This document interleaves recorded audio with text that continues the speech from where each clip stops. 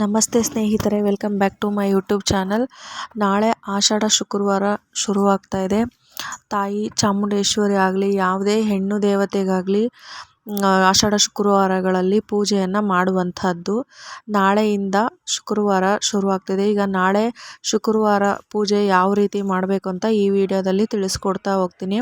ಗುರುವಾರನೇ ಮನೆಯೆಲ್ಲ ಸ್ವಚ್ಛ ಮಾಡಿಕೊಂಡು ದೇವರ ಮನೆಯನ್ನು ಮಾಡಿಕೊಂಡು ನಿಮಗೆ ಬೇಕಾಗಿರತಕ್ಕಂಥ ಪೂಜೆಗೆ ಏನೇನು ಬೇಕು ಅದೆಲ್ಲ ಇವತ್ತಿನ ಸಾಯಂಕಾಲನೇ ರೆಡಿ ಮಾಡ್ಕೊಳ್ಳಿ. ನಾಳೆ ಬೆಳಗ್ಗೆ ಬ್ರಾಹ್ಮಿ ಮುಹೂರ್ತದಲ್ಲಿ ನೀವು ಶುಭ್ರವಾಗಿ ಮನೆಯನ್ನು ಶುಭ್ರ ಮಾಡಿ ದೇವರ ಮನೆಯನ್ನು ಸ್ವಚ್ಛಗೊಳಿಸಿ ಫಸ್ಟು ದೇವರಿಗೆ ಲಕ್ಷ್ಮಿ ಫೋಟೋ ಇದ್ದರೆ ನೀವು ಲಕ್ಷ್ಮಿ ಫೋಟೋ ಪೂಜೆ ಮಾಡ್ಬೋದು. ಇಲ್ಲಾಂದರೆ ಕಳಶ ಸ್ಥಾಪನೆ ಮಾಡಬೇಕಾಗುತ್ತೆ. ಕಳಶ ಸ್ಥಾಪನೆ ಮಾಡಿ ಅದಕ್ಕೆ ಅಲಂಕಾರ ನಿಮಗೆ ಯಥಾಶಕ್ತಿ ಎಷ್ಟು ಬೇಕಾಗುತ್ತೋ ಅಷ್ಟು ಹೂವಿನ ಅಲಂಕಾರ ಮಾಡಿ. ಆದರೆ ಲಕ್ಷ್ಮಿಗೆ ಕೆಂಪು ಹೂವು ಅಂದರೆ ದಾಸಾಳ ಹೂವು, ಗುಲಾಬಿ ಹೂವು ಈ ಥರ ಅಂದರೆ ತುಂಬ ಇಷ್ಟ. ಮಲ್ಲಿಗೆ ಹೂವು ಕೂಡ ತುಂಬ ಇಷ್ಟ.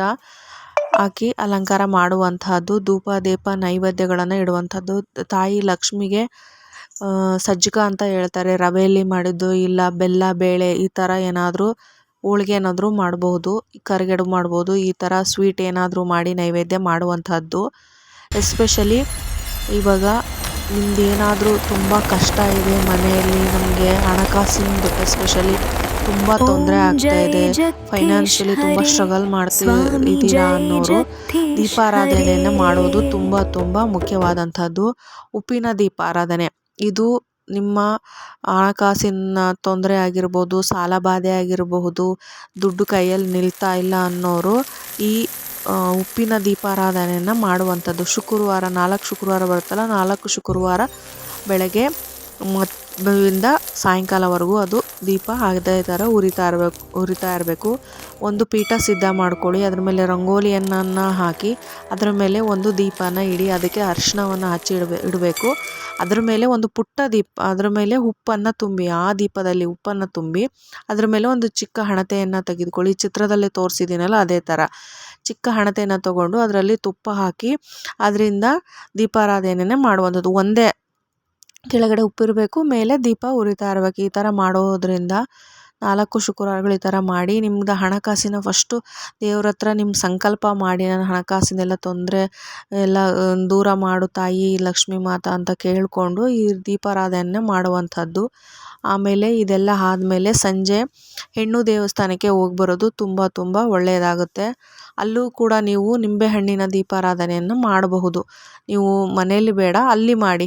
ಇಲ್ಲಿ ಉಪ್ಪಿನ ದೀಪ ಹಚ್ಚಿರ್ತೀರಲ್ವ, ಅಲ್ಲಿ ಹೆಣ್ಣು ದೇವಸ್ಥಾನ ಮನೆ ಹತ್ರ ಯಾವ ಹೆಣ್ಣು ದೇವಸ್ಥಾನ ಇದ್ದರೂ ಪರವಾಗಿಲ್ಲ, ಶಕ್ತಿ ದೇವಸ್ಥಾನಕ್ಕೆ ಹೋಗ್ಬಿಟ್ಟು ಅಲ್ಲಿ 9 ಆಗಲಿ 11 ಆಗಲಿ 21 ನಿಂಬೆಹಣ್ಣಿನ ದೀಪವನ್ನು ಮಾಡಿ ತಾಯಿಗೆ ಬೆಳಗಿ ಬರುವಂಥದ್ದು. ಈ ಥರ 4 ಶುಕ್ರವಾರಗಳು ಮಾಡಿ ಕೊನೆಯ ದಿನ ನಿಮ್ಮ ಮನೆ ಹತ್ರ ಇರುವಂಥದ್ದಾಗಲಿ, ಇಲ್ಲ ಚಾಮುಂಡಿ, ಇಲ್ಲ ನಿಮಿಷಾಂಬ ಈ ಥರದ ಬನಶಂಕರಿ ಈ ಥರ ಶಕ್ತಿಪೀಠಕ್ಕೆ ಹೋಗ್ಬಿಟ್ಟು ಮಡ್ಲಕ್ಕಿನ ಕೊಡೋದು ಮಾತ್ರ ಮರಿಬೇಡಿ. ಇಲ್ಲಿಗೆ ನಿಮ್ಮದು ಸಂಕಲ್ಪ ಏನಿರುತ್ತೆ, ನೀವು ಯಾವುದಕ್ಕಾಗಿ ಪೂಜೆ ಮಾಡ್ತೀರೋ ಅನ್ನೋ ಒಂದು ಸಂಕಲ್ಪ ಅಲ್ಲಿಗೆ ನೀವು ಮಡ್ಲಕ್ಕಿ ಕೊಡೋದ್ರಿಂದ ಸಮಾಪ್ತಿ ಆಗುತ್ತೆ. ಅಲ್ಲಿಗೆ ನಿಮ್ಮ ಕಷ್ಟನೆಲ್ಲ 4 ವಾರಗಳಲ್ಲಿ ತಾಯಿ ನಿಮ್ಮ ಪೂಜೆ ಪುನಸ್ಕಾರ ರೀತಿ ನೀತಿ ಈ ಥರ ಮಾಡೋದ್ರಿಂದ ತಾಯಿ ಪ್ರಸನ್ನನಾಗಿ ನಿಮಗೆ ಬೇಕಾದಂಥ ವರವನ್ನು ತಾಯಿ ಕರುಣಿಸ್ತಾಳೆ.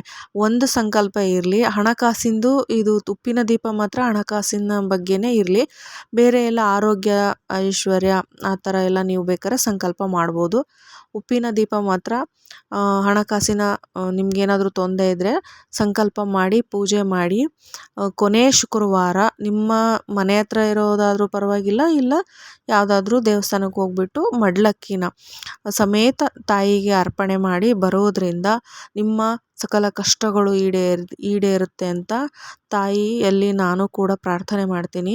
ಎಲ್ಲರಿಗೂ ತಾಯಿ ಚಾಮುಂಡಿ ಒಳ್ಳೆಯದು ಮಾಡಲಿ. ಧನ್ಯವಾದಗಳು. ಇದಾಗಿತ್ತು ಆಷಾಢ ಶುಕ್ರವಾರ ವಿಡಿಯೋ.